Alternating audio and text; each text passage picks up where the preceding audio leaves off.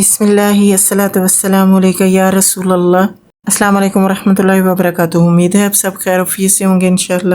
سورۃ مریم مکی ہے اور آیات 98 اور رکوع 6 ہیں۔ چلیں پھر آج آپ کو سناتی ہوں سورۃ مریم کا اردو ترجمہ۔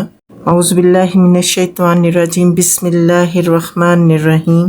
کہا یا عین صاد، ذکر ہے اس رحمت کا جو تیرے رب نے اپنے بندے زکریا پر کی تھی، جبکہ اس نے اپنے رب کو چپکے چپکے پکارا۔ اس نے عرض کیا، اے پروردگار، میری ہڈیاں تک گل گئی ہیں اور سر بڑھاپے سے بڑک اٹھا ہے۔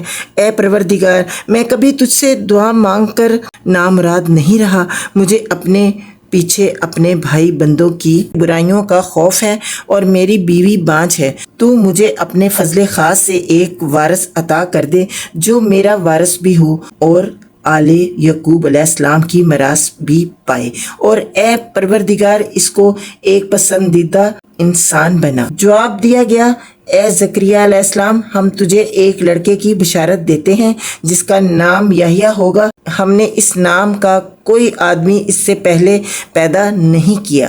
عرض کیا، پروردگار، بھلا میرے ہاں کیسے بیٹا ہوگا جبکہ میری بیوی بانجھ ہے اور میں بوڑھا ہو کر سوکھ چکا ہوں؟ جواب ملا، ایسا ہی ہوگا۔ تیرا رب فرماتا ہے کہ یہ تو میرے لیے ایک ذرا سی بات ہے، آخر اس سے پہلے میں تجھے پیدا کر چکا ہوں جبکہ تو کوئی چیز نہ تھا۔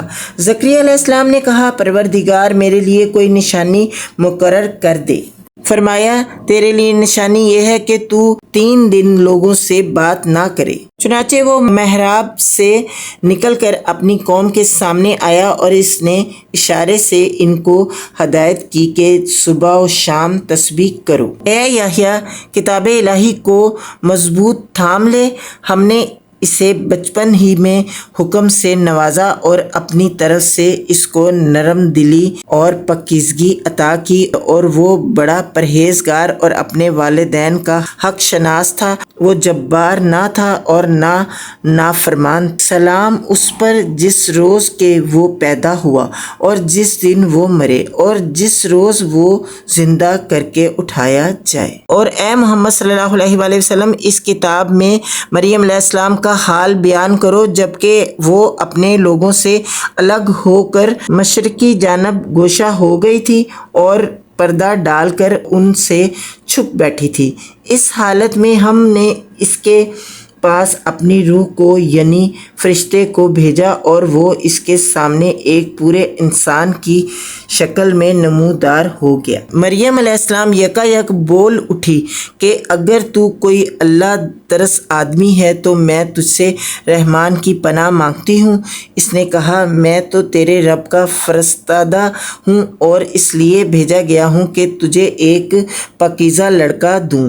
مریم علیہ السلام نے کہا، میرے ہاں کیسے لڑکا ہوگا جبکہ مجھے کسی بشر نے چھوا تک نہیں ہے اور میں کوئی بدکار عورت نہیں ہوں۔ فرشتے نے کہا، ایسا ہی ہوگا، تیرا رب فرماتا ہے کہ ایسا کرنا میرے لیے بہت آسان ہے، اور ہم یہ اس لیے کریں گے کہ اس لڑکے کو لوگوں کے لیے ایک نشانی بنائیں اور اپنی طرف سے ایک رحمت، اور یہ کام ہو کر رہنا ہے۔ مریم علیہ السلام کو اس بچے کا حمل رہ گیا اور وہ اس حمل کو لیے ہوئے ایک دور کے مقام پر چلی گئی۔ پھر زچگی کی تکلیف نے اسے ایک کھجور کے درخت کے نیچے پہنچا دیا اور کہنے لگی، کاش میں اس سے پہلے ہی مر جاتی اور میرا نام و نشان نہ رہتا۔